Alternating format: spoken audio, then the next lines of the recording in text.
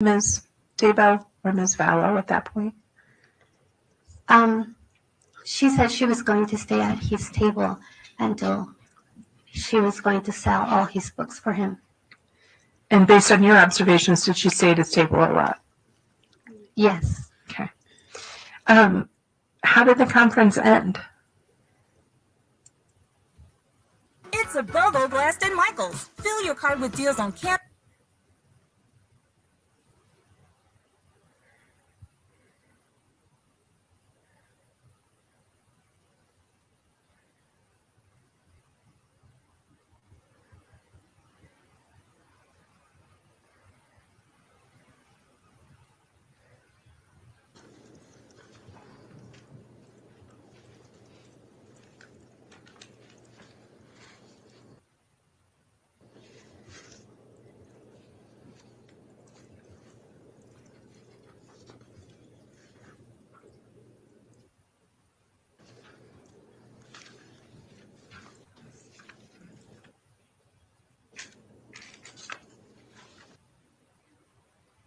So during Ms. Vallow's testimony at the group that Ms. Gibbs held, did you hear anything else? I thought you said something about a witness to Jesus or Jesus Christ. Yes. Reading of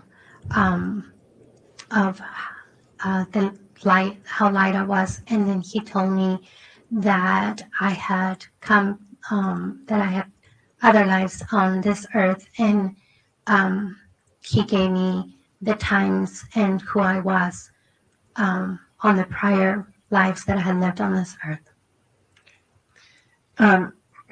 Now, during that conversation of the light and dark, did he give light and dark to anyone else? Or was this conversation solely about you?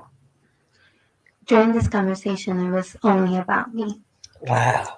And did he go into detail about what he said were your prior lives? Yes. Okay. Did he talk about any of your prior lives in terms of how you passed away in that conversation? He said that, I believe it was the second time, excuse me. I believe it was the second time that I had come to the earth. He said that I was,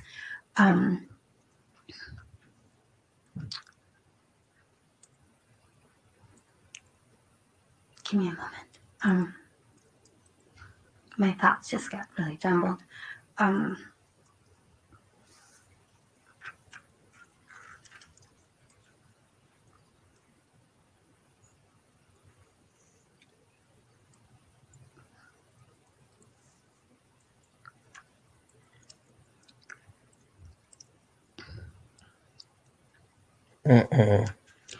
He told me that I had been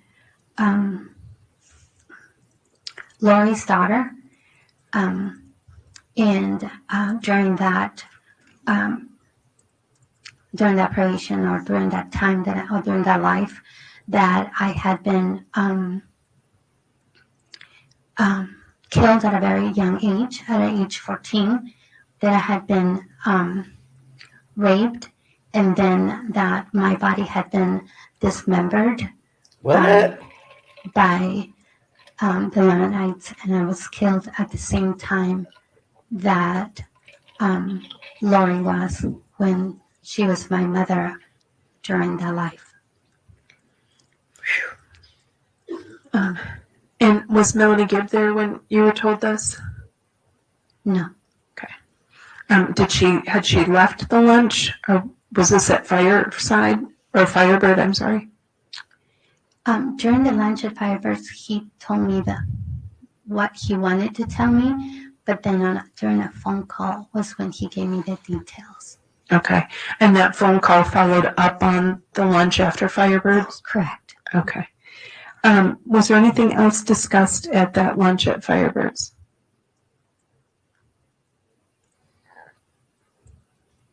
Not that I can remember. Okay. When was the next time that you can remember that you had contact with Lori Vallow? It had been a little while since I had spoken to her. I had sent her some text, and she wasn't answering me again, so I hadn't talked to her for a while, and then she invited me to meet her for lunch Okay. Where did you go to lunch? at the same restaurant, Firebirds in Gilbert. Okay. What happened at the lunch at Firebirds at Firebirds in Gilbert, Arizona? During this lunch, Lori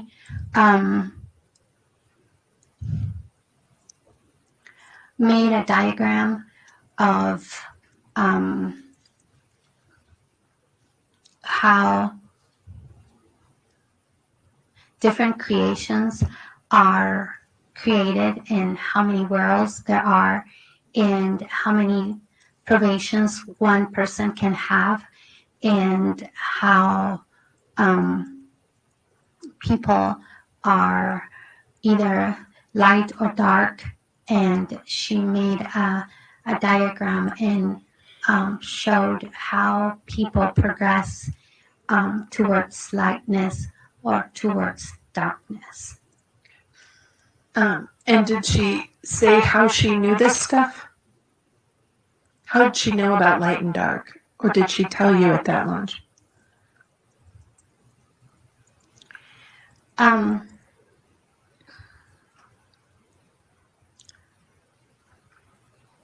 don't believe that she said how she was finding this information. I guess just assumed that it was coming from Chad since he was the one that had given me my rating, or I don't even know what to call it. I guess like rating of light or dark. Is it kind of like a scale? Yeah, like a scale, yes. Okay. And he had previously given you a rating on the light scale or on the dark scale? Correct. Okay. And then you were hearing similar things at this lunch with Lori? Correct. Who was at the lunch? It was Lori, Vallow, Melanie, Gabe, and I. And forgive me, did she put you on the light scale or the dark scale? I don't remember. In the light scale. And were there sort of levels of light or levels in dark on each scale? Yes. Okay. What was your level, if you remember? Were you high or low? 4.2 or something like that. Okay. I think that was that a high number or a low number? It was fairly high. Okay. Did she tell you where she was on the scale? Yes, I believe that she said she was a 4.3. Okay. And so during this lunch at Firebirds, did she talk about any other ideas involving light or dark or spirits? During this lunch, she said that Charles Vallow, her husband, had been possessed by a dark spirit or demon. And was she able to identify for you the name of that demon or dark spirit? Yes, I believe that she named him Garrett.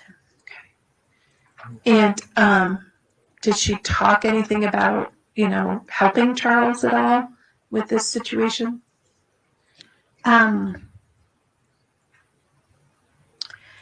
She expressed how different he was. He was acting different. He was more organized than he was before. That he was a completely different person. That he even looked like he was shorter than he was before. That this evil spirit had been following him for a couple of years so that he could learn everything about him, and now had possessed him. Now, was this near the time that you would, before Christmas or after Christmas?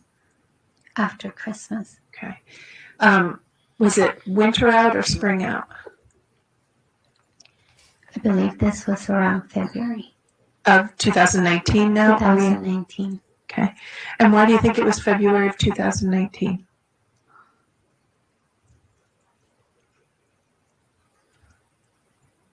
If I remember correctly, that's what there was a receipt from that lunch, and I kept the receipt because that's where Lori had made the diagram, and I had taken it home with me. And if I'm not mistaken, that's what the date on that receipt says. Okay. So, and we'll get the copies of the receipt in a little bit. Let's get through testimony and then we'll do evidence, okay? Okay, All right, because you took that receipt and turned it over to law enforcement? correct. Okay. So, February of 2019, it's at that lunch, and she's talking to you about light and dark. Is that right? Yes, She's talking to you about the demon in Charles. yes.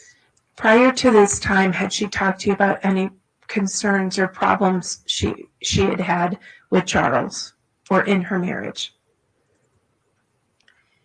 When we were at the Preparing of People in St. George, she had expressed that she had that her and Charles were having some financial difficulties, and at that time, while we were there, she said that she had been the beneficiary of Joseph Ryan's life insurance. That was one of her prior husbands, and that she had received, I believe it was $60,000 from that life insurance. And Mr. Ryan, was he the father of Tylee? Correct. Okay. Your Honor, I think we're getting into impermissible testimony regarding Form 4B. I think we talked about that. I'm not going there, Judge. Okay.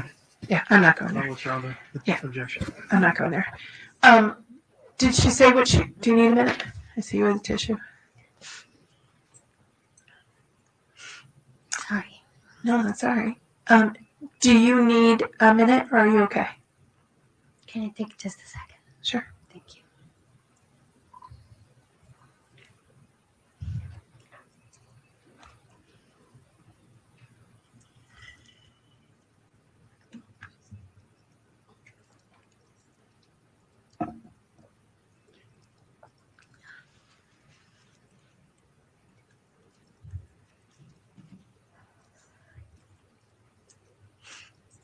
Thank you. Thank you. So Ms. Vallow was talking about money problems and that she'd come into some money to help with those problems. Correct. Okay. And so she had mentioned this before, the money problems. Did she mention any other financial concerns prior to that lunch you had in February? Had she talked to you about it at all? I don't believe so. Okay. So then we're at the lunch where she's talked about light and dark, and she talks about Charles's situation with Garrett. What did she say anything else about Charles and the dark spirit?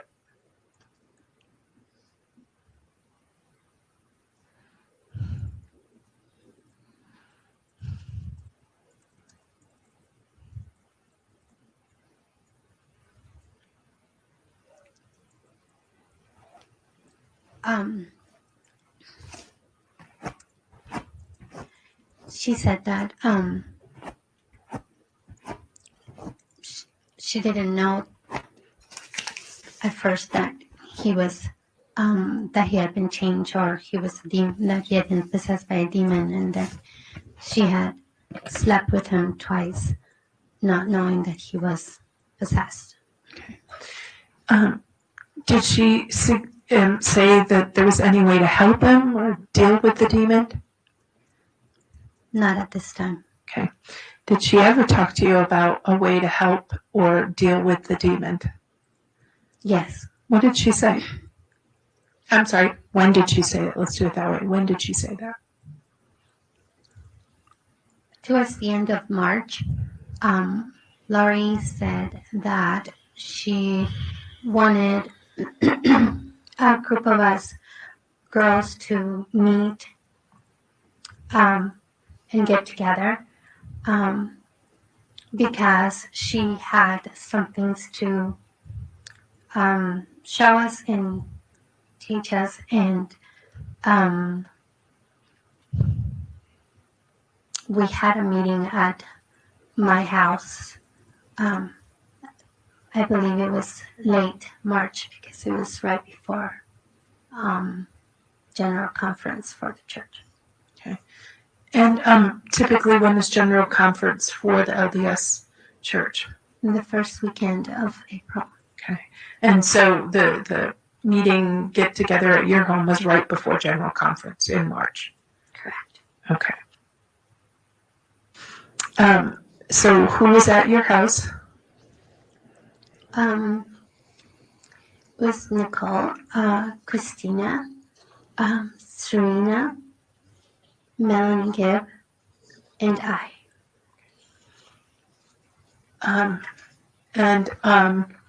Was Lori there? Yes. Okay. Sorry. No, I'm just asking. So when people got to your house, what happened when people got to your home?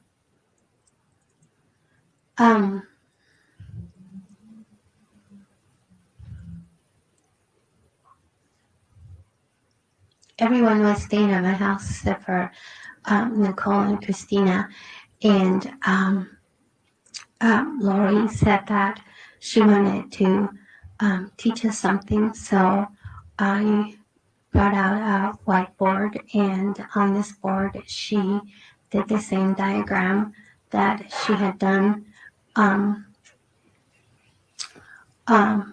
the restaurant, and she taught that there was multiple probations, and again the scale on people being light or dark. Okay. What else happened?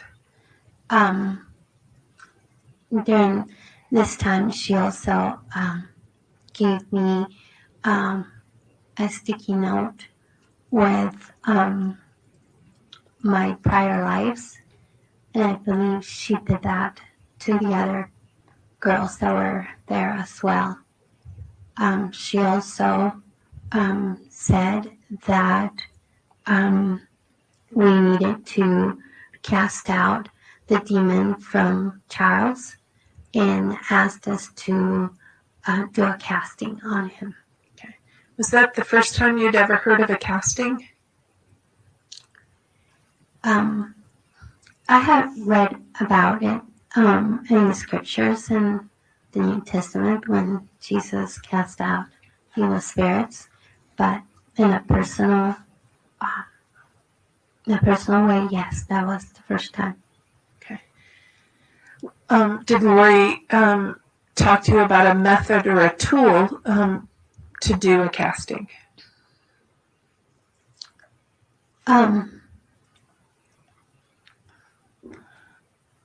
A way to do a casting. She said that we had to be holding hands and in a circle, and each of the participants would have different part to say or do in order to complete it. And so who assigned the roles in the casting? Lori. Who told people what tools or powers they were to use? Lori. So what tools or energy did she ask you to use? Fire. So how did the casting proceed? How did it happen? Each person would say their part, and then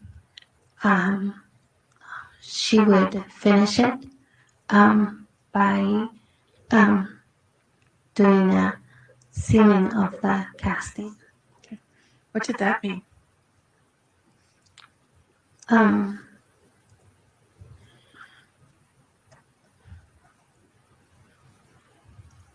I'm not sure how to explain it, but sealing would be like to make it concrete or make it final or make it valid, or not sure if I'm explaining it correctly. To kind of finish it and give it some authority? Correct. Yeah. Like that. Okay, so, and who was the casting on? This time was to cast out Garrett that had, that Lori had said that Charles had been possessed by. And during this conversation about Charles being possessed, did she talk about any of the troubles she had with Charles? I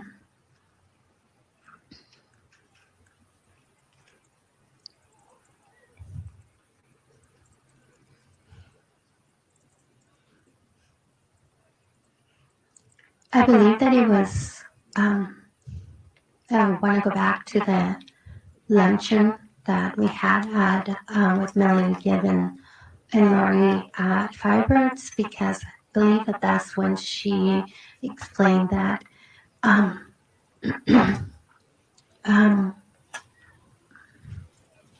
sorry, my memory's a little fussy at times. It's been so long. She had explained that they had been arguing in that by March they had separated because from that meeting she was coming from Hawaii, and she had related that she had taken his pickup away from him and his keys away from him and all of his stuff away from him. Did she say why she took all those things away from Charles? Because they were separated, but she took all these things from him. Did she say why? I believe this was during the process of that separating. I asked why not just leave him? Why take all his stuff and go through all this trouble of taking keys and clothes and cars? And she said she was being instructed to do this. And so she had shared this situation with Charles and the separation with you. And was that before the casting or during the casting on Charles? Before. Okay. And so then going into the casting, this information had been given to you and maybe others in the group. I know Melanie knew that information, and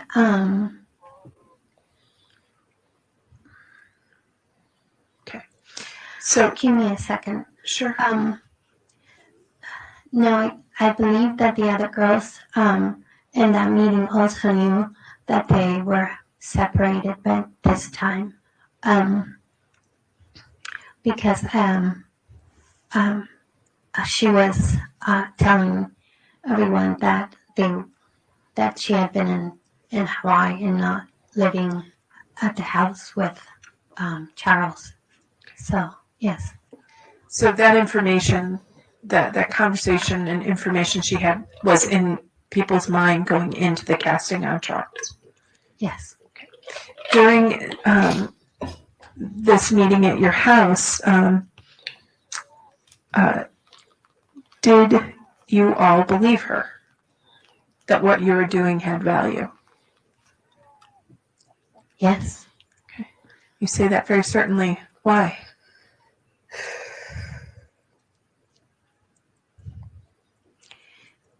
Lori is very convincing, vivacious way of expressing things, are very charming and believing, plus the fact that she had expressed before that she had been visited by all these heavenly beings. Therefore, if someone is telling the truth about that, I wouldn't be questioning them. I would be believing they're telling the truth, because I would never think that someone would lie about something as sacred as that. Were there pictures taken that night at your home? Yes. Okay. I'd like to show have the bailiff show that it provide the witness states exhibit 52A and 52B.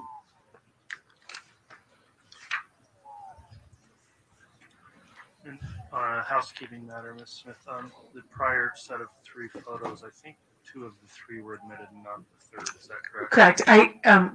We'll get circle back on that, Judge. Okay, thank you. Yeah.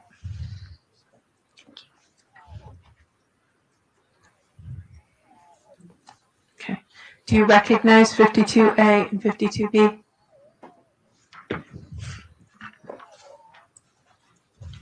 Yes. Okay. Yes. What are 52A and 52B? 52A is a picture. This is in my house in Gilbert, Arizona, and in this picture on the right side is me in the middle. We'll have you describe it again in a minute. Can you the pictures taken at your house that night? Yes. Okay. And do they reflect some of the people who were there at your house? Yes. Move for the admission of states 52A and B. Any objection? No objection. All right. States exhibits 52A and B have both been admitted and can be published. Thank you.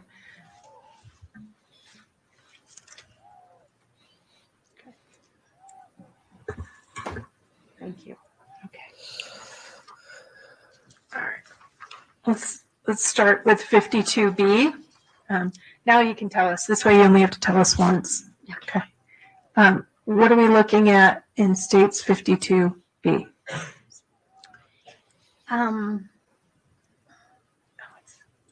We'll start on the left. On the left is Melanie Gibb. The middle is Serena Sharp, and then on the right hand side is me. Okay.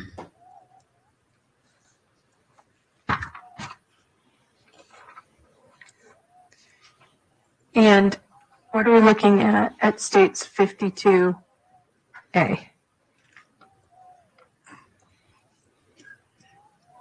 On the left hand side is Serena, in the middle is Melanie Gibb, and on the right hand side it's me.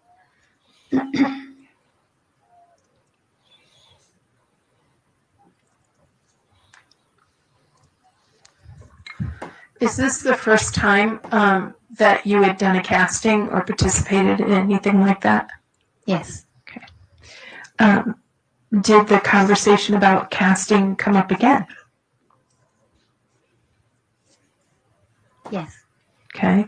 Was there another casting done? Yes. Okay. When was that? Or where was that, if that's easier?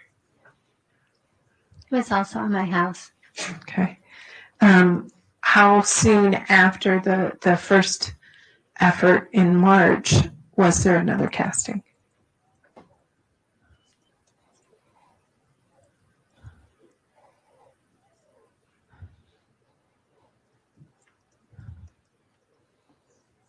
I don't remember exactly when it was, but it was after March. Okay. Who was the casting on? Let me back up a little. Objection non-responsive. It's all right. Sustained. Okay. So let me ask you, had you done any other castings? Yes. Okay. What other castings had you done? At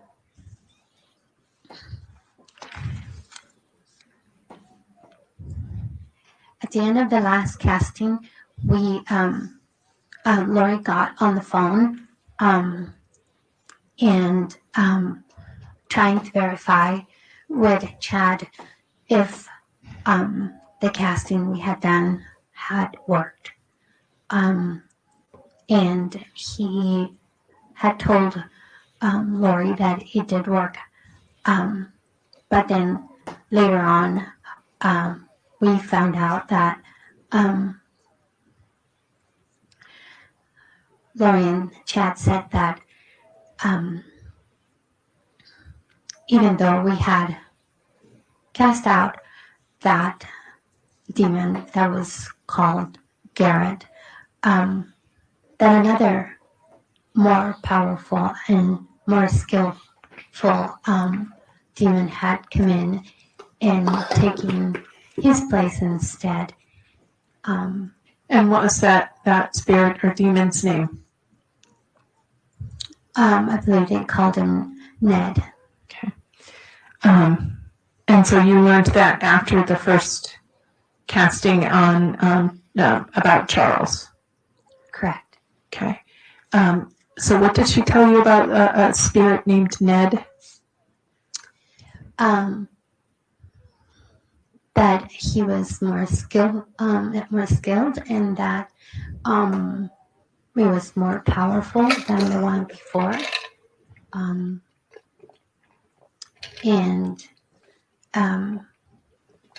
that we needed to do another casting. Okay. And then was that next casting on Charles to get rid of Ned? Where was that? At my house. Who was there for the casting on Charles this time? This time was still Nicole and Serena, Melanie Gibb,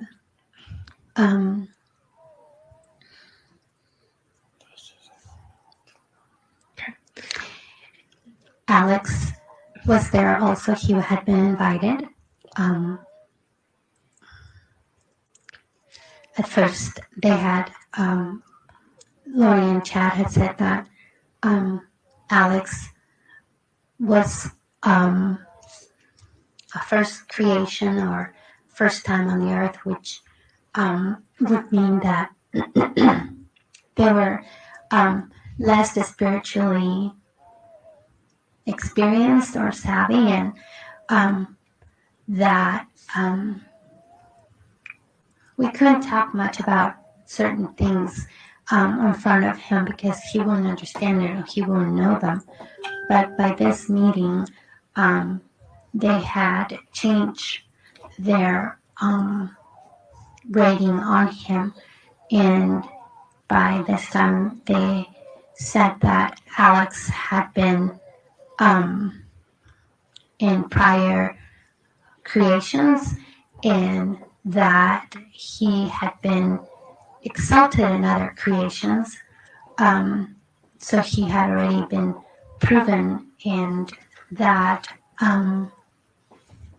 this was his first time on this earth, but he had been in other earths multiple times. And so in that sort of status, did that now make him a powerful spiritual being? Correct.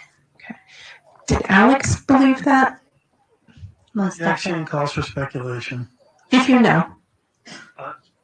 Yeah, if that just question, I'll sustain the objection. Okay. Thank you. Do you know whether Alex expressed that he believed this?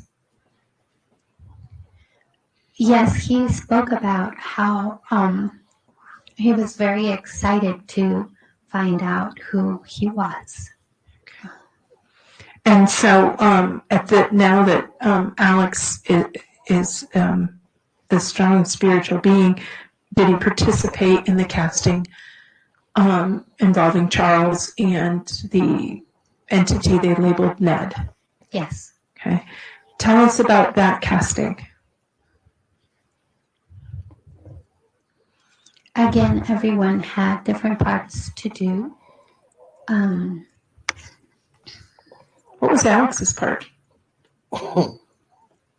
If you remember.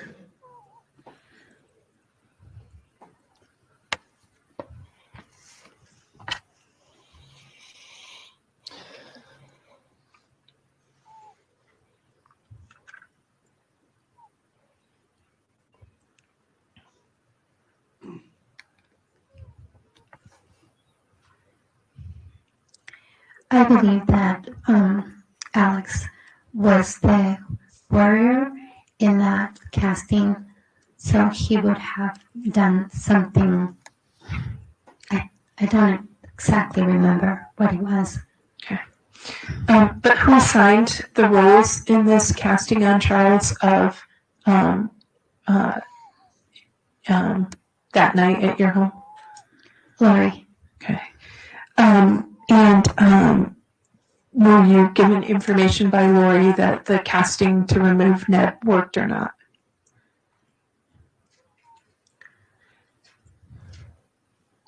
Again, she got on the phone with Chad and asked if he had worked. She was very confident that this time was going to work because she had told us that we had to fast.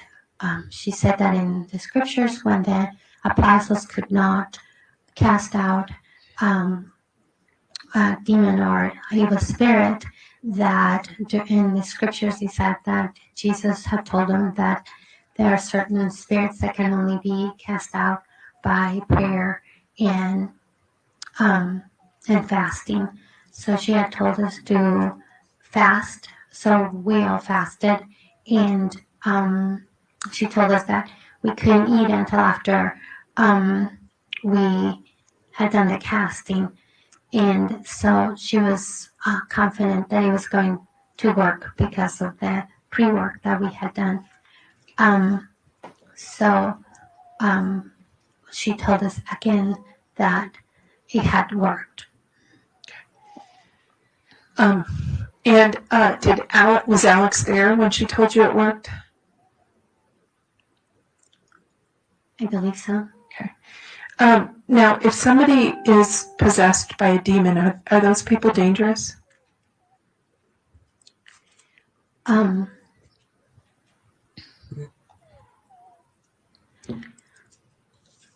They're considered to be dark and to bring only bad things to happen. Yeah.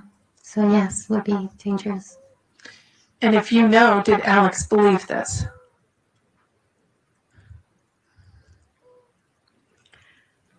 Alex believed it more than anybody else there.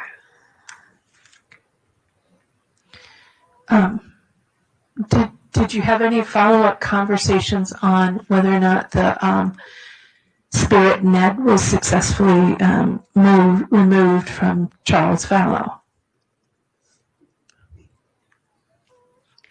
So then Laurie said that Ned had been removed, but this time there was even a more powerful demon that had come and possessed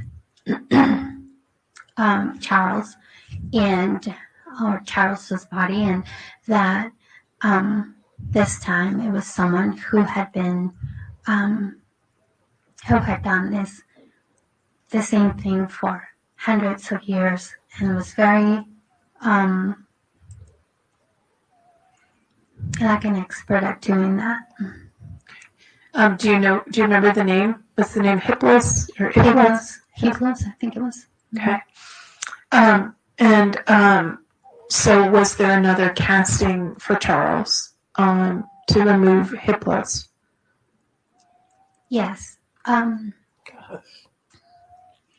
At this time, Lori had moved to Texas. So she had moved back with Charles. And she asked us to be on conference calls early in the morning. And again, we would do casting on Charles to cast out Hiplos. Who participated on the calls on the casting on Hiplos or Charles?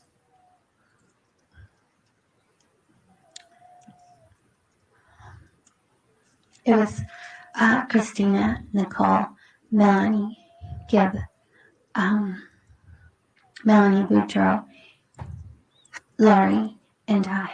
Okay. Was Alex on these calls? No, I don't believe so. And did you try another casting on Charles?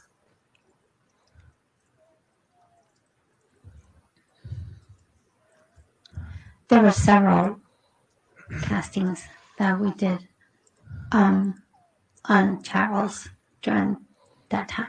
Okay. And did Alex participate in in any of these castings other than ones? Let me ask you a better question.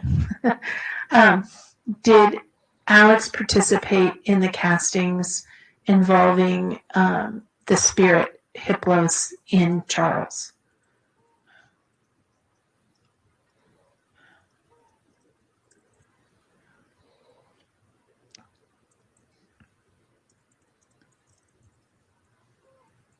Not that I can remember.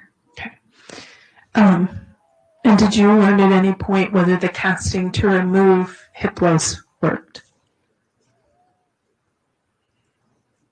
No, Lori said that this one was a very powerful demon, and that the reason why Charles had moved to Texas was because there were doctors there that helped these kind of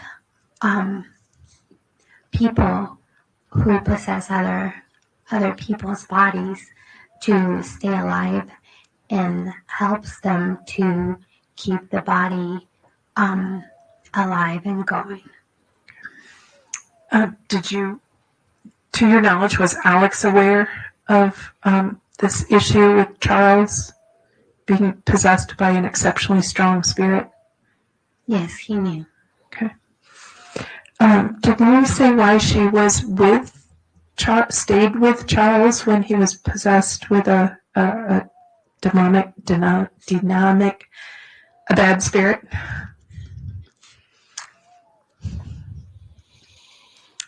She said she had, I asked her why she would move back to Texas with him after all the problems they had had, and she said that she needed to be with Charles in Texas for a little while to get her finances straight. And to your knowledge, was Alex aware that Laura needed to get her finances straight? I don't know.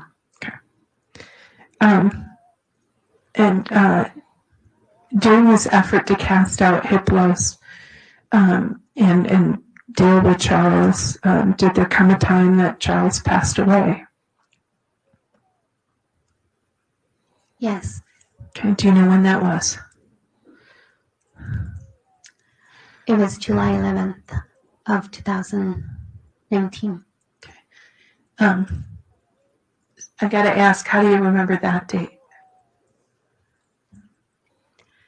Lori always said that she had a connection with the 7-Eleven, the number 7-Eleven. She would mention that number all the time as if it was some kind of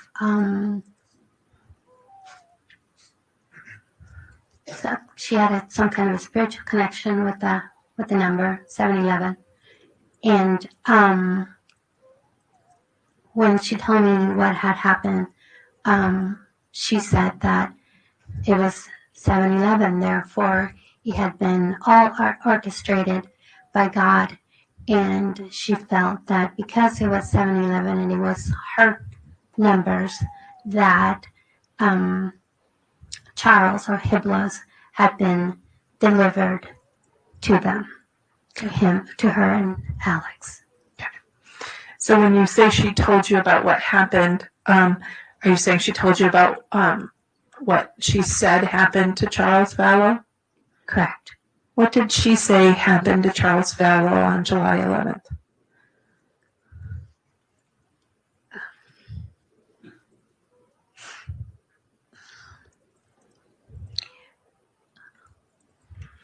She said that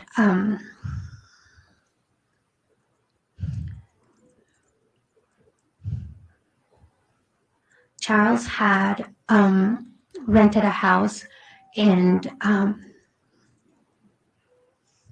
Gilbert.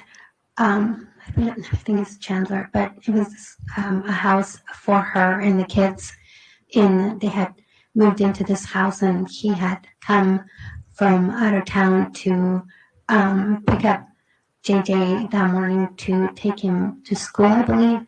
And while he was putting JJ in the car, Lori took his phone, and he came back to get the phone, and she didn't want to give him the phone, so they started arguing about the phone, and Alex was there, and he got involved in the fight, and they started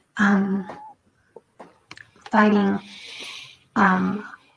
Alex said that he was trying to protect his sister, and then Tylee came into the middle of this fight with a baseball bat and telling Charles to leave, and that Charles had taken the bat away from Tylee, and Charles had hit Alex on the back of the head with the bat, and Charles and Alex wrestled around fighting, and at one point Alex got his gun and he shot Charles, and that's how he died. So did she say what happened after that?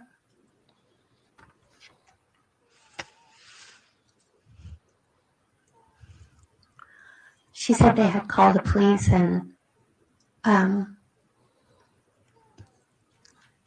the police had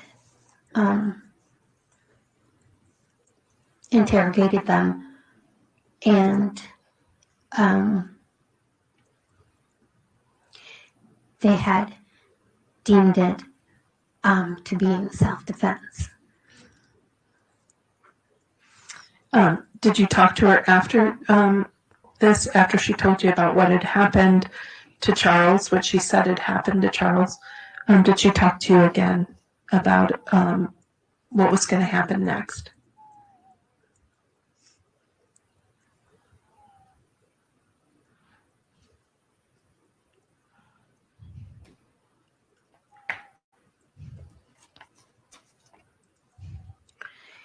Lori said that there were certain things that needed to happen before the second coming could happen, and there were certain things that she was instructed that she needed to do in order to usher the second coming, and one of them was that she needed to cleanse the earth from evil spirits. So every time that something would happen would be something like another step ushering the second coming. So was Charles's death, what she told you, part of the steps towards the second coming? Yes. Okay. And if you know, did Alex believe this? I don't know. Now, did at some point you have a conversation with her about her staying in Arizona or her moving?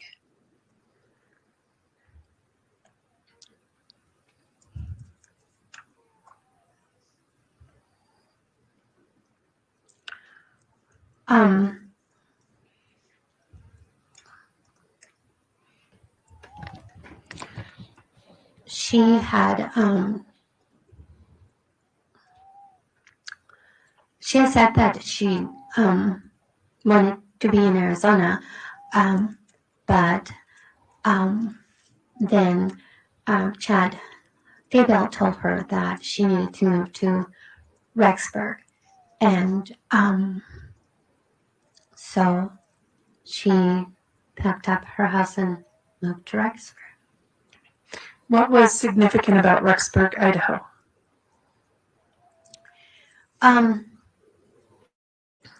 Chad had said that Rexburg, Idaho, was going to be a place of refuge where there was going to be invasions of other countries coming to the United States, and that Rexburg was going to be a place where there would be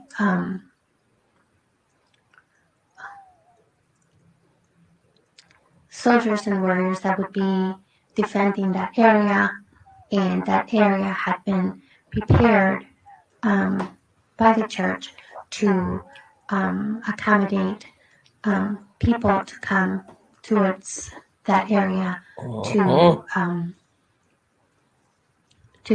be as a place of safety.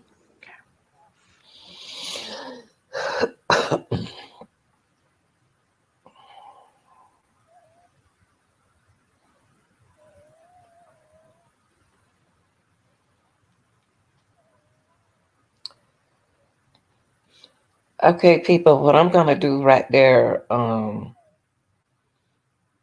me start this. What I'm gonna do right here is stop the testimony right here, because majority of things that Zuleman said was on the affidavits that I read to you all the other day. So what I'm gonna do is end this part of the testimony. At the beginning of the testimony, you heard the detective speaking. And at the end, that was Zuleman, Alex's wife. And I hope y'all enjoyed the watch. And thanks for watching.